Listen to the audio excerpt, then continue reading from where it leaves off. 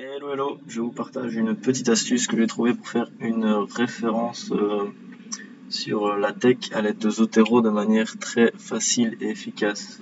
Du coup, première chose, dans mon document la tech, j'ai setup ma bibliographie sous le style APA parce que simplement c'est ce qui était demandé par le prof. Alors, quand j'ai setup ça, j'ai bien mon dossier, mon fichier BibTeX qui se trouve ici, que j'ai importé une première fois grâce à Zotero.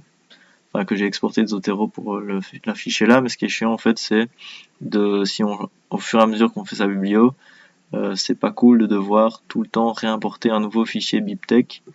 Donc ce qu'on va faire pour ça, en fait c'est simplement quand on ouvre Zotero, par exemple ici j'ai un article, j'ai le Zotero qui est ajouté à mon extension Chrome, hop j'enregistre l'article grâce à l'extension Zotero.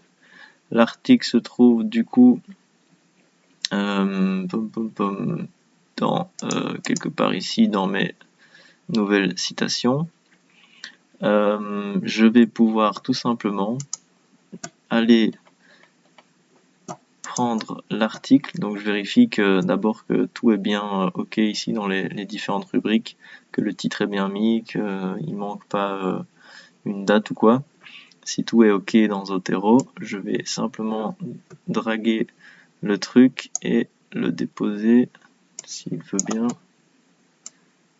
déposer ça dans mon... Putain, ça marche plus.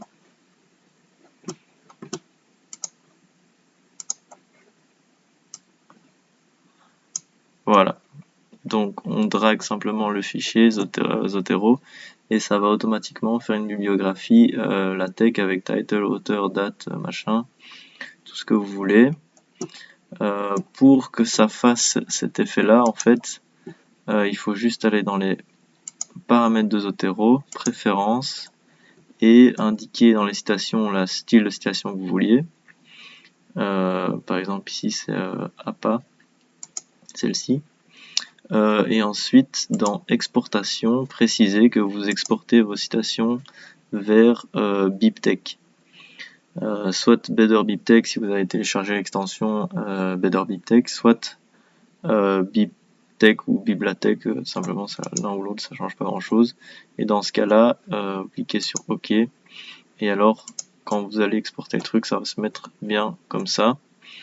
Et puis simplement pour citer, eh ben on fait un backslash site simplement avec le key qui était mis là, ou bien backslash site auteur simplement, hyper pratique. Et voilà ce que ça donne. C'est cool. Donc voilà, j'espère que ça vous sera utile.